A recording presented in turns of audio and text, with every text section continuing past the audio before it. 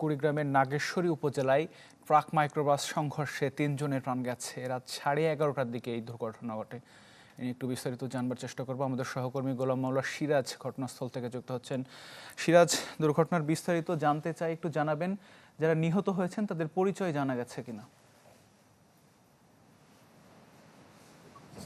আতিক, আমি ঘটনাস্থলে আছি। মূলত খবর পাওয়ার পরেই আমি ঘটনাস্থলে এসেছি। আমি যদি প্রথমে একটু দেখাই যে আমার পিছনেই কিন্তু আসলে যে মাইক্রো বাসটি আসলে দুর্ঘটনার শিকার হয়েছে সেটি আমি আপনাদেরকে একটু দেখাতে পারছি। কিন্তু তার সামনে ট্রাকটি ছিল সেটি উদ্ধার করে হচ্ছে সেটি থানায় নিয়ে যাওয়া হয়েছে।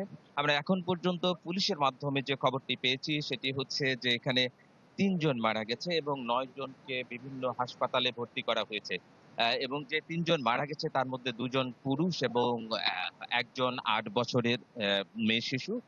আমরা যতটুকু জানতে পেরেছি এখন পর্যন্ত তারা আসলে রংপুরে আ চিকিৎসককে দেখিয়ে তারা আসলে সেখান থেকে বাড়িতে ফিরছিলেন এবং এই যে এটি হচ্ছে বাঁশেরতল নামক এলাকা। এই এলাকায় যখন আসছিল আসলে মাইক্রোবাসটি, এদিকে ভ্রুঙ্গামারী থেকে আসছিল একটি ট্রাক।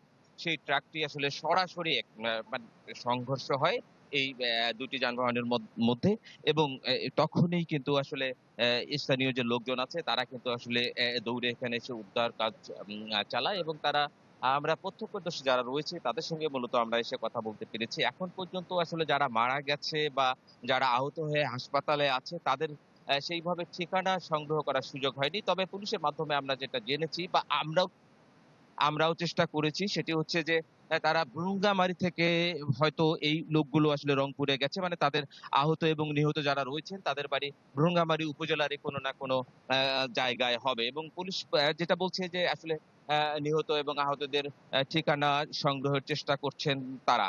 এবং প্রত্যক্ষদর্শীদের মাধ্যমে আমরা যেটা জানতে পেরেছি যে ঠিক এই বাঁশেরতল যে জায়গাটা এটি কিন্তু কুড়িগ্রাম ভ্রুঙ্গামারী মহাসড়ক।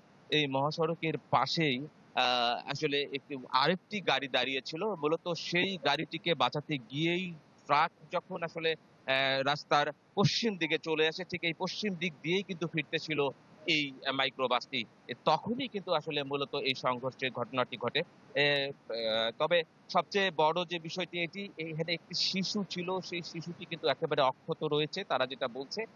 কিন্তু আ যে ৯ জন হাসপাতালে রয়েছে, সেই ৯ জন হাসপাতালে যারা রয়েছে তাদের মধ্যে ৫ জন নারী, ৪ জন পুরুষ। আমরা এখন পর্যন্ত কিন্তু এই খবরটি পেয়েছি এবং এই আহতদেরকে নাগেশ্বরী হাসপাতালে নিয়ে যাওয়া হয়েছে। সেখান থেকে আসলে রংপুর এবং কুড়িগ্রামে পাঠানো হচ্ছে। আমরা কিন্তু পুলিশের মাধ্যমে মূলত এখন পর্যন্ত এই খবরগুলো পাচ্ছি। কারণ যেহেতু এখনো রোগীর স্বজন কেউ এখানে উপস্থিত হয়নি।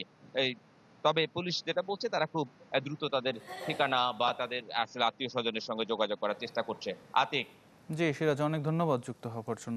কুড়িগ্রামে ট্রাক মাইক্রোবাস সংঘর্ষের বিষয়ে সবশেষ খবরাখবর জানাচ্ছিলেন আমাদের সহকর্মী গোলাম মাওলা সিরাজ।